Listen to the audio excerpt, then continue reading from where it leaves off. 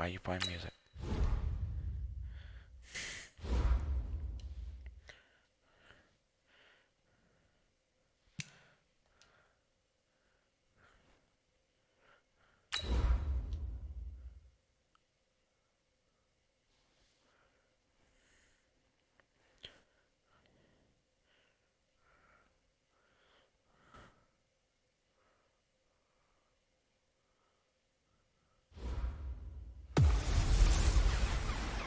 Welcome in, everybody. It's the coach. This is Madden 20 on EA Sports. Coming up next, we've got what should be a good one between the monsters of the Midway, the Chicago Bears, and the New York Giants. With that, let's get up to MetLife Stadium in New Jersey. Standing by for the call, here are Brandon Godden and Charles Davis. And thank you, Coach. We are across the Hudson from Midtown Manhattan at MetLife Stadium in East Rutherford, New Jersey. This is the scene just before we came on air. This New York crowd fired up by the arrival of their G-men as they burst from the locker room. They're ready to go as the Giants get set to match up with the Chicago Bears. Brandon Godden, Charles Davis, happy to be back alongside you. And I'll tell you what, yes, it's just week 2 of the preseason, but now they've got one game under their belts. And a lot of guys trying to prove some stuff down on the field here today. Not only that, these coaches like to win. And I used to think it really didn't matter who won in the preseason. Then I watched some of those shows that the NFL does, and you see the coaches in preseason after a loss jumping all over their guys. So I learned one valuable lesson. Wins and losses count no matter what time of year it is.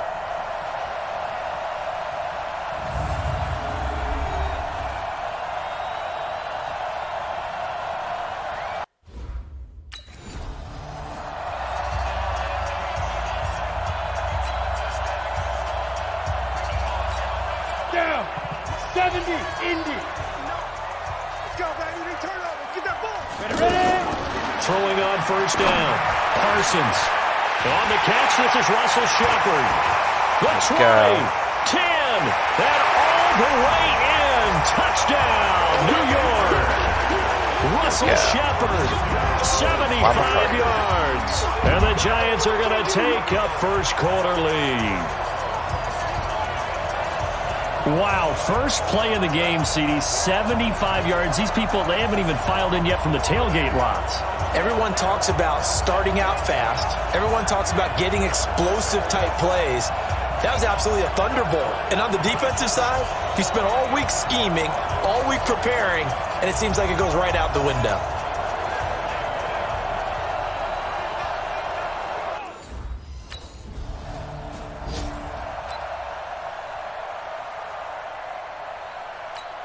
Set.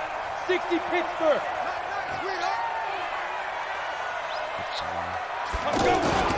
Here's the former number 2 pick, the Pro Bowler Saquon Barkley. And he'll get 2, maybe 3, up near the 37. What's the old expression, 3 yards in a cloud of dust? In this case, it's dust-covered pellets. It's no longer that old grass that we used to play on, right, and chew it up. Now we've got that artificial surface. You see the pellets go up. Still a nice play by the defense. Now a deep ball there on second down, but it'll wind up incomplete. 4th-round guy, and many thought that's about where he would go. But I think he's got some upside, right? He can come right in and be what they call a core special teams player, play on all 4 phases of it, and have a chance to work his way into the lineup. I think a year or 2 down the road, they could have a solid starter. And you take a look at this draft class from a season ago, really it grades out as a pretty darn good class. So you have to give a lot of credit to the entire scouting organization. General manager, personnel department, college scouts, all came together. They evaluated it very well and got a nice payoff. So a solid run by Saquon Barkley and another 1st and 10 here. Back to throw. Parsons. And that going to be incomplete. Too tough to hold on to that one. It's 2nd down. You know, during these preseason games, we're in week 2 right now. It's always funny looking at our spot charts up here in the booth because with all the guys that might play in this one, it seems to get bigger and bigger each year. Yeah, we pretty much supersize them, don't we? Because, you know, remember, they're carrying 90 now. And with the new rules, they'll carry 90 all the way through the preseason before they make the final cut. Oh, yeah, a lot of guys to learn for these games. A gain there of 21 yards. Go! 60 partner, it's a lot of fun watching the NFL now, isn't it? Because when the big fella runs routes, it used to be when we were kids, he'd run about 3 different routes, and that was it. Now he can run anything and catch the balls we just saw there. And now a throw on first down there, but it's incomplete. So now here in the second week of the preseason, you'd expect the starters play a little bit more than they did in week 1, but not a whole lot. So if you're an offensive coordinator, what are you looking for? What you're looking for is things getting cleaned up as you go along, because most of your playbook's probably installed. How well are they handling it? Easy in and out of the huddle? No mental mistakes? Are they starting to look like a good offensive football team? Steps away to his left. He may try and run for this. And down inside the 15 he goes. Apart from Kyler Murray, not too many mobile QBs in this year's rookie class, but some good scrambling there to get the first. That's something you have to be aware of as a defense and have to find a way to account for him. And if you're not going to use a spy, you're telling your guys to keep your eyes on him, because when he breaks out and makes plays like that, all he does is hurt you. Have to at least be able to contain him somewhat. There they could not. Into a double team, and it's intercepted. Picked off down at the 2. And a big turnover. That's one. New York set to take the field. A tale of two extremes already in this game. A touchdown pass on their opening drive, followed by an interception last time out. Now, it sounds like things balance out, right? What's that? It's caught inside the 25. Yeah. And he takes this thing way down into Chicago territory. A big play there for the Giants. 41 yards. I know we love our jobs, and pretty much any play we see, we're pretty, excited about. But big plays, let's face it, that's what we absolutely live for. How about that one? That was great, and what our camera missed was the fist pump from the sideline after that catch. They're fired out. That's a big game. Pretty effective run there, and now they can start to smell that end zone. Pound the rock. Make sure you use your O-line to set the tone of dominance and physicality, and pound the rock. And now they're inside the 10 as he's brought down at the 9. They'll get 3 as the drive continues. It's a first down. Well, they came into this game saying it was important that they set the tone and show that they can run the football. And I believe that they've done that here in the first quarter. A great move, but it only takes him to the 7. He's dropped there.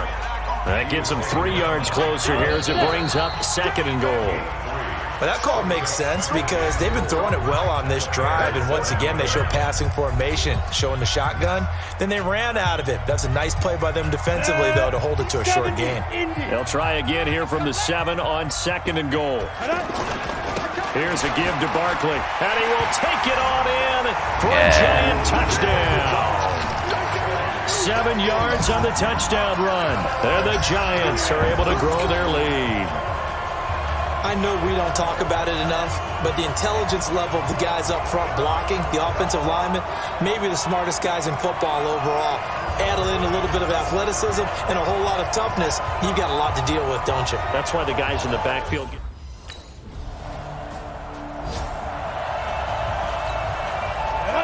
60 Pittsburgh. Hey, tighten down. There you go. Fire. Off the play fake. Parsons. Throw left side, complete to Ingram. And he'll be taken down, but not before they work it across midfield. That one goes for 30 yards. Every defensive staff harps on limiting explosive plays. Job not so well done there. Yeah, they talk about it all the time. A lot harder to stop, though, isn't it? And when you think of an explosive play, most offensive staffs define them as passes of 20 or more yards and runs of 15 or more yards. They went zooming past that number there. In today's football, where receivers break tackles, make people miss, get upfield for the extra yardage, when you see a play like that where it's caught and he's dropped on the spot, that's a big-time play by the defense. They'll get 13 yards for the second play in a row. Would you say this offense is locked in right now? They're having no trouble on this drive. What is it, 3 plays, 3 first downs? Yeah, you talk about on the march. They keep this up, they'll get to that end zone real fast. And that one blown up quickly, as he's going to be stopped before he could even get started. That'll set him back with a loss of 3 on the play. And that'll make this a 2nd and 13. But we just saw a great example of what we talked about with his coach prior to the game. He's definitely one of the better linebackers at reading a play and flowing to make the stop before it turns into something big. And they are able to stop him, but he does take it all the way to the 2. 23 yards the pickup there. And now with that completion, he's north of 200 yards here in the first half. And he's going to break our statistician, Marvin, isn't he? Marvin right now is just tallying it up. Hope his hand doesn't hurt too much doing this or keeps hitting the calculator. But my goodness, what a start he is off to. By the end of this game, he could have monster numbers. He just wants to continue to be accurate. 2nd and goal, and they will try again from the 2-yard line. And that is caught. He's got it for a giant touchdown. Saquon Barkley ready for the regular season with his 2nd touchdown of the game. And the Giants add on to their lead. And that was really just a great battle for that football on both sides. The result is a touchdown. Ordinarily, I'd like to say it was a win-win, but it really wasn't because the defender, while he was there with excellent coverage, he didn't get the benefit, did he? But he's not going to get chewed up in film set.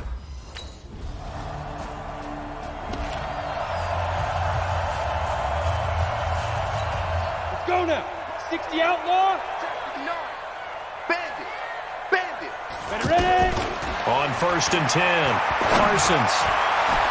Over the middle, complete to Tate. Past the 20. Touchdown, Giants. Golden Tate, an 80-yard touchdown. And the Giants are able to grow their lead. And remember, partner, that's a rookie quarterback back there. Apparently, he's getting the hang of this NFL thing pretty quickly. All 3 touchdown passes. You're right, he looks comfortable. What are they doing? Anything in particular? Well, they keep talking about making sure they're giving him plays that fit his talents and also maybe shrinking the playbook a little bit. They did tell us that. Bottom line, he's really good.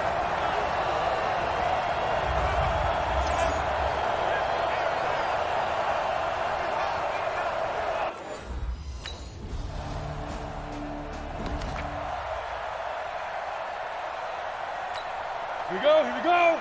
8, read. Hey, let's get that ball here. Let's get that ball right here. Let's go. They'll start out on the ground. It's Saquon Barkley. And he'll just push his way forward for a few as the clock will run. Just a yard on the pickup there, and it'll bring up a 2nd and 9. Let's go. They tried a quick hitter inside, but that one was swallowed up because when they're hoping, this big defensive lineman will take the bait and move laterally and open up a crease that they can run through. Didn't happen on that play. 11 yards there, 1st down.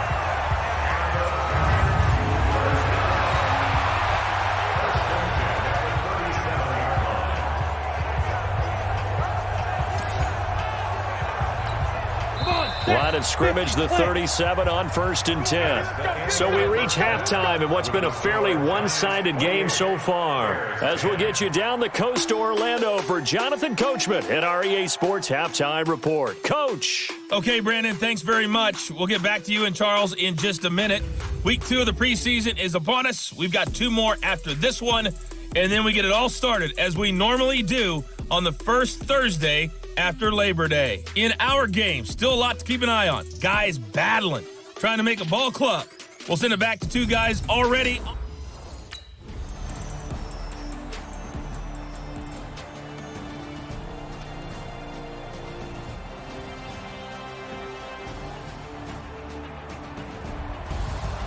Well, Charles, it's one thing to win. It's another thing to win and put up the amount of points that they did. Boy, were they clicking on offense. They can't help but feel great about themselves, can they? I mean, what a game to put up that number of points, continually feel like they're moving the ball and things are working and clicking. They think that they can bottle this and carry it with them. And as an offensive coordinator, you just don't think you can do anything wrong. Whatever you call, run, pass, it's all going to work. That's called being in the zone. So that'll do it. For my partner, Charles Davis, and the best darn crew in the industry, I'm Brandon Gaudin. This has been a presentation of the NFL on EA Sports. From MetLife Stadium, good night, everyone.